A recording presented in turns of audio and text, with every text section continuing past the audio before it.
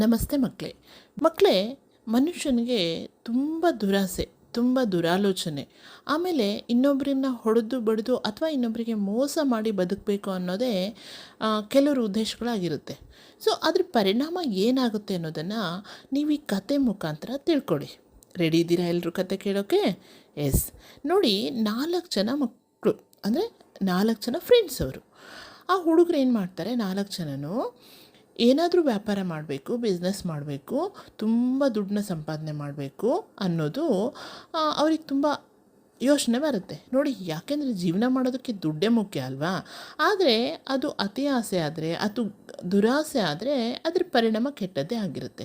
ಇಲ್ಲೂ ಹಾಗೆ ಆ 4 ಜನ ಫ್ರೆಂಡ್ಸು ಏನಾದರೂ ಇನ್ನೂ ದೊಡ್ಡ ಸಾಧನೆ ಮಾಡಬೇಕು, ಇನ್ನೂ ಚೆನ್ನಾಗಿ ಹಣ ಗಳಿಸ್ಬೇಕು ಅನ್ನೋ ಆಸೆಯಿಂದ ತಮ್ಮಲ್ಲಿರ್ತಕ್ಕಂತಹ ಆಸ್ತಿ ಪಾಸ್ತಿ ಎಲ್ಲ ಮಾರ್ಕೊಂಡು ಚೆನ್ನಾಗಿ ದುಡ್ಡು ಎಲ್ಲ ಅದು ಮಾರ್ತಾರಲ್ಲ, ಆ ದುಡ್ಡು ಬಂದಿರೋದನ್ನೆಲ್ಲ ಒಂದು ಗಂಟು ಮೂಟೆ ಕಟ್ಕೊಂಡು 4 ಜನನೂ ಊರು ಬಿಟ್ಟು ಬೇರೆ ಊರಿಗೆ ಹೋಗಿ ಹಣ ಸಂಪಾದನೆ ಮಾಡಬೇಕು ಅಂತ ಹೊರಡ್ತಾರೆ. ಅಂದರೆ ಏನಾದ್ರು ಬಿಸ್ನೆಸ್ ಮಾಡೋಣ, ಈ ದುಡ್ಡು ಹಾಕಿ ಇನ್ನೂ ಜಾಸ್ತಿ ಗಳಿಸ್ಕೋಬೇಕು ಅನ್ನೋ ಆಸೆ.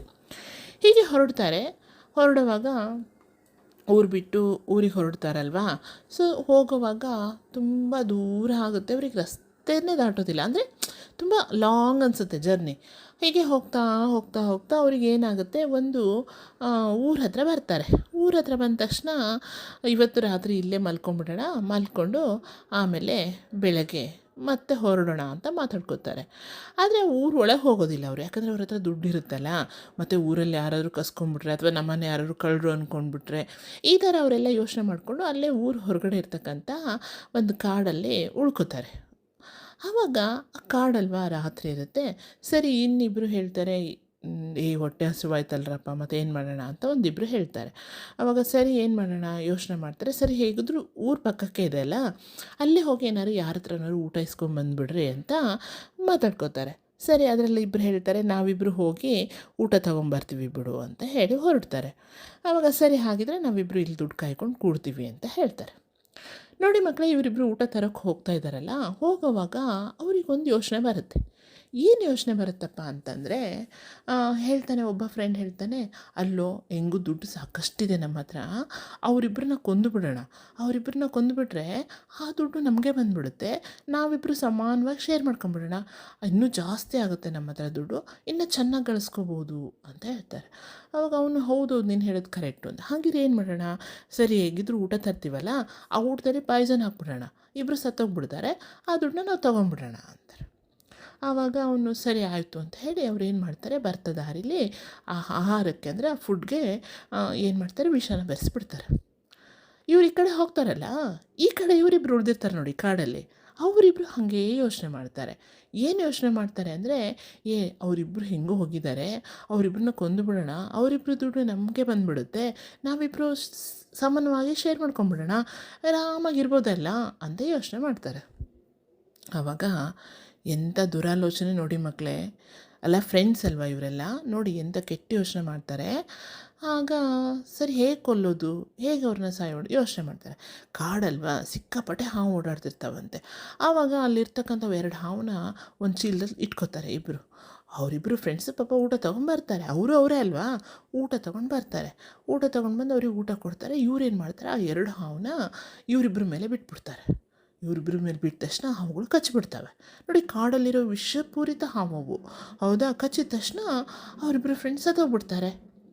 ಅಯ್ಯೋ ಕರ್ಮವೇ, ಇವರಿಗೆ ತುಂಬ ಖುಷಿ, ಮಸ್ತ್ ದುಡ್ಡೆಲ್ಲ ಬಂತು. ನೋಡಿ, ಸ್ನೇಹ ಅಂದರೆ ಹೇಗಿರಬೇಕು ಗೊತ್ತಾ, ಜೀವಕ್ಕೆ ಜೀವ ಕೊಡೋ ಆಗಿರಬೇಕು ಮಕ್ಕಳೇ ಸ್ನೇಹ.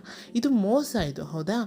ಆದರೆ ಅವ್ರೇನು ಮಾಡ್ತಾರೆ, ಅಲ್ಲಿ ಆಹಾರಕ್ಕೆ ಅವರು ಕೂಡ ವಿಷ ಬೆರೆಸ್ಕೊಂಬಂದಿರ್ತಾರ. ಇವರಿಬ್ಬರು ಕುತ್ಕೊಂಡು ಫುಲ್ ಖುಷಿಯಿಂದ ಹಾಗೆ ಊಟ ಮಾಡ್ತಾರೆ. ಆ ವಿಷ ಮೈಗೆಲ್ಲ ಸೇರ್ಕೊಂಡ್ಬಿಡುತ್ತೆ. ಅವರು ಅಷ್ಟೇ, ಒಂದು 10 ನಿಮಿಷದಲ್ಲಿ ಅವರಿಬ್ಬರು ಸತ್ತೋಗ್ಬಿಡ್ತಾರೆ. ನೋಡಿ, ಅವ್ರಿಗೆ ಇವ್ರನ್ನ ಕೊಂದು, ಇವರು ಅವ್ರನ್ನ ಕೊಂದು, ಆ ದುಡ್ಡಲ್ಲಿ ಅನಾಥವಾಗಿ ಬಿದ್ದು ಹೋಯ್ತು. 4 ಜನನು ಸತ್ತೋದ್ರು. ನೋಡಿ, ಒಬ್ರಿಗೆ ನಾವು ವಂಚನೆ ಮಾಡೋಕ್ಕೋದ್ರೆ, ಒಬ್ರಿಗೆ ನಾವು ಮೋಸ ಮಾಡೋಕ್ಕೋದ್ರೆ ಏನಾಗುತ್ತೆ? ಅದ್ರ ಪರಿಣಾಮ ದುಷ್ಪರಿಣಾಮನೇ ಆಗುತ್ತೆ. ಅದರಿಂದ ಕೆಟ್ಟದ್ದೇ ಆಗುತ್ತೆ. ನೀವು ಸಣ್ಣ ತಪ್ಪು ಮಾಡಿದ್ರು, ಒಂದು ಚಿಕ್ಕದಾಗಿ ಮೋಸ ಮಾಡಿದ್ರು, ಆ ಮೋಸದ ಪರಿಣಾಮ ಖಂಡಿತ ನಮಗೆ ಅದರಿಂದ ದುಷ್ಪರಿಣಾಮನೇ ಆಗುತ್ತೆ ಮಕ್ಕಳೇ. ಸೊ ಹಾಗಾಗಿ ನಮ್ಮ ಯೋಚನೆಗಳು ಯಾವತ್ತೂ ಒಳ್ಳೇದಿರಬೇಕು, ಇನ್ನೊಬ್ಬರಿಗೆ ಸಹಾಯ ಮಾಡೋಕ್ಕಿರಬೇಕು. ನೀವು ಕೆಟ್ಟದ್ದು ಮಾತ್ರ ಮಾಡಬಾರ್ದು. ಒಳ್ಳೆ ನಿಮಗೆ ಮಾಡೋಕ್ಕಾಗಿಲ್ವಾ, ಸುಮ್ಮನೆ ಇದ್ಬಿಡಿ.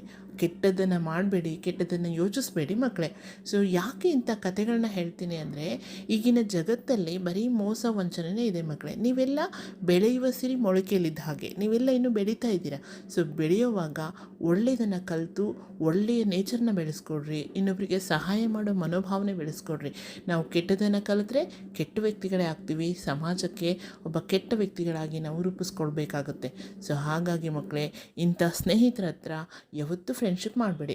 ಯಾಕೆಂದರೆ ಸ್ನೇಹ ಅನ್ನೋದು ತುಂಬ ಅಮೂಲ್ಯವಾದದ್ದು. ಹಾಗಾಗಿ ನಾವು ಫ್ರೆಂಡ್ಸ್ನ ಸೆಲೆಕ್ಟ್ ಮಾಡ್ಕೊಳ್ಳೋವಾಗ ಒಳ್ಳೆ ಸ್ನೇಹಿತರನ್ನ ಆರಿಸ್ಕೋಬೇಕು. ನೋಡಿ, ನಾವು ಮಾರ್ಕೆಟಿಗೆ ಹೋದಾಗ ಒಂದು ಹಣ್ಣು ಅಥವಾ ಒಂದು ಕಾಯಿಪಲ್ಯ, ಒಂದು ತರಕಾರಿ ತೊಗೊಳೋವಾಗ ಒಳ್ಳೆಯದನ್ನು ಸೆಲೆಕ್ಟ್ ಮಾಡ್ಕೋತೀವಿ ತಾನೇ. ಕೊಡ್ತದ್ದು ಕೊಳಕ ಅಂಥವು ಇಂಥವು ತೊಗೋತೀವಾ? ಇಲ್ಲ ತಾನೇ ಮಕ್ಕಳೇ. ಹೇಗೆ ನಾವು ಒಳ್ಳೆಯದನ್ನು ಆರಿಸ್ಕೊಂಡು ಬರ್ತೀವೋ ಹಾಗೆ ಕೂಡ ಜೀವನದಲ್ಲಿ ಸ್ನೇಹ ಅನ್ನೋದು ತುಂಬ ಮುಖ್ಯ. ಸ್ನೇಹಕ್ಕೆ ನಾವು ಗೌರವ ಕೊಡಬೇಕು, ಬೆಲೆ ಕೊಡಬೇಕು. ಇಂತಹ ಮೋಸ ವಂಚನೆ ಮಾಡ್ತಕ್ಕಂಥ ಸ್ನೇಹಿತರಿಂದ ದೂರ ಇರಿ. ಬರೀ ಸ್ನೇಹಿತರಲ್ಲ, ಜನರಿಂದ ಕೂಡ ದೂರ ಇರಿ. ಒಳ್ಳೆಯ ಯೋಚನೆಗಳನ್ನು ಮಾಡಿ ನಿಮ್ಮ ಜೀವನದಲ್ಲೂ ಒಳ್ಳೆಯದಾಗಲಿ ಅಂತ ಆಶಿಸ್ತಾ ಮತ್ತೊಂದು ಕಥೆಯೊಂದಿಗೆ ಸಿಗೋಣ ಮಕ್ಕಳೇ.